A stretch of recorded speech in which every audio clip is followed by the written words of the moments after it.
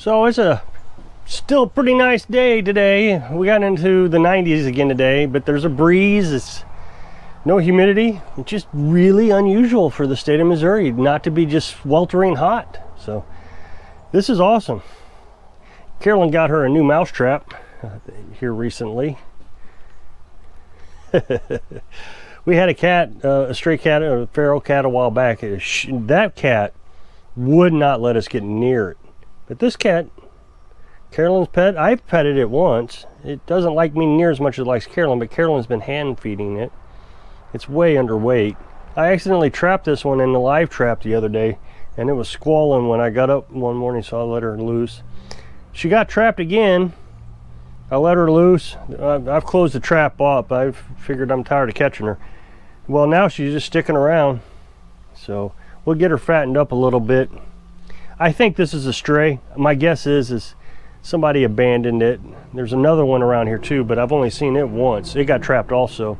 It'll be good to have a cat around again to get rid of the rats and the mice and all that. We trapped one mouse already in the house this year. It's the first mouse we've had. And I trapped a rat in the live trap a while back. I told you about that.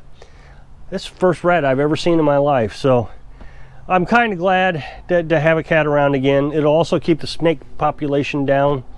They don't really mess with the snakes. They kind of play with them, and the snakes run off. So I've read articles that humane societies are filled up. As the economy gets worse, this always happens. People get rid of their pets. They just can't afford them. It's sad, but either you get rid of the pets or the kids, I guess. I don't know. I'm happy to take care of a cat. We got plenty of food that we can give them. You know, we can give them an egg or her or whatever it is. Carolyn's been giving it, now relax, because I know somebody's going to chew us out. Also been giving it chicken scratch feed, mixing it in with grease and different things. It's calories. It's not great. It's not vegan. I mean, we're still trying to mix in the protein she needs with an egg, but we just don't want to give her all our eggs, giving her pure protein. So if you look at cat food, it's got corns and different grains in it. So, but tonight I think I'm going to go down and see if I can find a bag of food. Then we can mix in chicken broth or grease or whatever and give it to her. I'm kind of glad to have her around. So Carolyn read an article this morning that said that Germany is running out of firewood. Prices are sky high and they're running out of firewood because of the energy crisis over there. They just have nothing to heat their homes with this winter.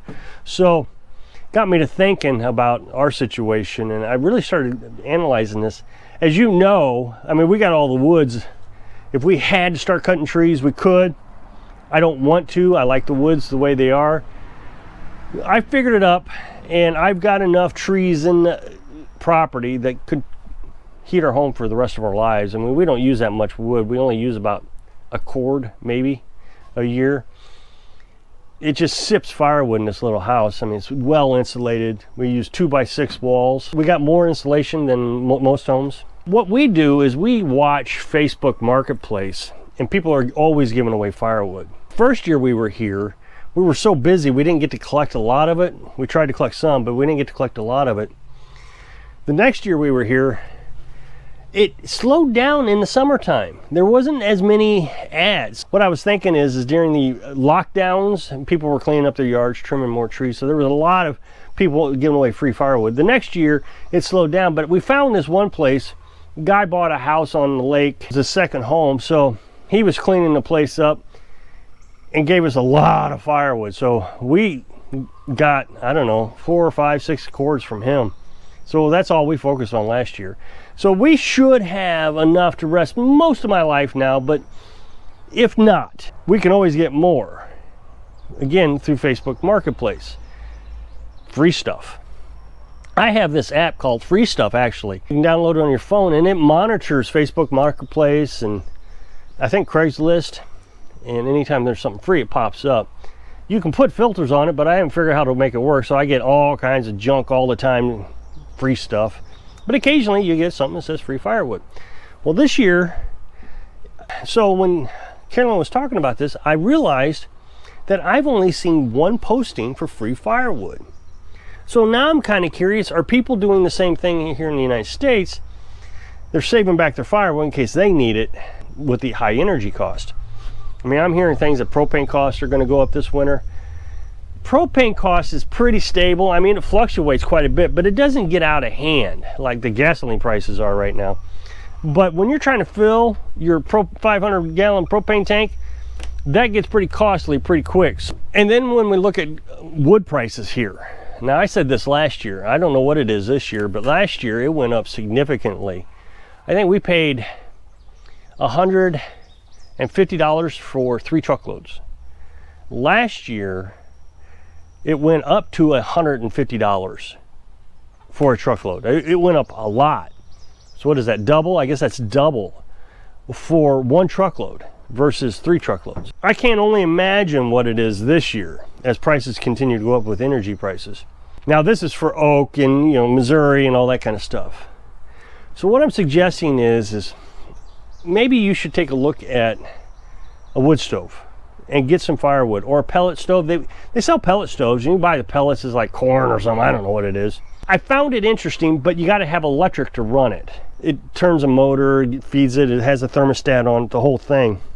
So it's a little bit more manageable, works similar to a wood stove, looks similar to a wood stove. Now the nice thing about it is with the wood stove, you still get that ambiance of a wood stove, whereas with the pellet stove, I don't even think you get to see the flame. You know, I've been talking about people saying that I'm not as prepared as preppers are. Preppers stockpile, we're self-sustaining. And I find it amazing. I mean, there's a lot of people in my comment section that agree with me that self-sustaining life is just better. So if we run out of firewood and there's nothing available, I can still go out in the woods. That's self-sustaining. I would try to be careful on how I did it. I wanted to manage the property. I wouldn't want to waste firewood. And I would still try to get the trees that are going to die first. Like last year I showed you, we had a tree over here. They're kind of glued together, an oak and a walnut. I would take that one down first. So this all came with pre-planning. To keep in the spirit of this self-sustaining versus stockpiling, I wanted to talk to you about my past. In the past, I really was a prepper. I really thought I was prepared. But there were certain things I was just never able to accomplish. We lived in what was called a village, and we got water from the city. We ran electric heat. We had a backup heater with it was kerosene. And I like the kerosene heater, but kerosene is pretty costly. Now they sell these, you know, little buddy heaters and kind of things, but you could probably use one of those instead, and it's probably a little safer. But regardless, that was kind of the plan, was, okay, we got kerosene heat as a backup plan. But if something like the SHTF that these preppers keep talking about would happen, I always had this in the back of my mind. I really don't have a solution to the heat problem. I wanted to get a wood stove, but I never understood how I was going to get the wood. Well, now I do, because I've been going around collecting it. Of course, back then they didn't have Facebook Marketplace, I'm sure. Maybe Craigslist, but they definitely didn't have free stuff apps downloaded on your phone that would send you out notifications. So it would have been a little bit more complicated back then. Regardless, I couldn't have a wood stove because my insurance company wouldn't let me have it. So I thought about having an outdoor wood stove that you could pump the heat in. That's kind of how I got the idea of doing the outdoor heat exchanger for the camper that I had a couple years ago. But there was always things where I would say, I don't know how I'm going to solve that. And instead of trying to solve it, I always just assumed, well, a solution will come up if something were ever to happen. And now I know there was no solution. Today, if I don't have something, either I learn to live without it, or I have to figure out how to solve the problem. One of the things that I always wondered about was, I made homemade bread. We had a KitchenAid. This was with my ex-wife. We had a KitchenAid. And the KitchenAid was really nice to make homemade bread. Now, I know you can make homemade bread by your hands. You don't have to have a KitchenAid. But I always wondered, I wonder how I'm going to run this KitchenAid if something bad happens. Imagine this. How am I actually going to bake the bread? Well, now we have solutions in place that if we needed an oven, we have an oven. Carolyn invented one from an old barbecue pit. She took it all apart, took all the plastic pieces off. It has a little thermometer on it, so she can control that pretty good. And then we took these 2 old tire rooms. She can feed firewood in there and it heats that up. It does a really good job as an oven. So she could actually try to bake bread in this. She does a lot of stuff that she bakes things in. Now we also use this as a rocket stove. This is the piece where you can add it into this tire rim here and makes a rocket stove. That's true off-grid living there. The oven thing is, we never really came up with a solution. We talked about buying a propane stove. Of course, we'd have to run it off these little 20-pound cylinders because we're not gonna get inspected and do all the things that we have to go through and jump through hoops and get the permits to get a propane tank, a 500-gallon propane tank here. We're just not gonna go through all that. I haven't heard Carolyn ask for one since we actually moved into the tiny house. She's used this and she really likes it. So that's just, you know, little things that these stockpilers don't think about. Well, they do think about it, don't get me wrong. They do think about, okay, we have this problem, but I can almost assure you, just like us, they never really come up with a solution. And it's not lazy, it's not understanding how to deal with the problem. And I keep saying this, that you have to test yourself with your preps. And the thing with preps is you can't really test yourself because you're going to use up your stockpile. So how are you going to test it without spending more money? I just think that living off-grid is a more self-sustaining life because it forces you to test yourself every day. How to do laundry.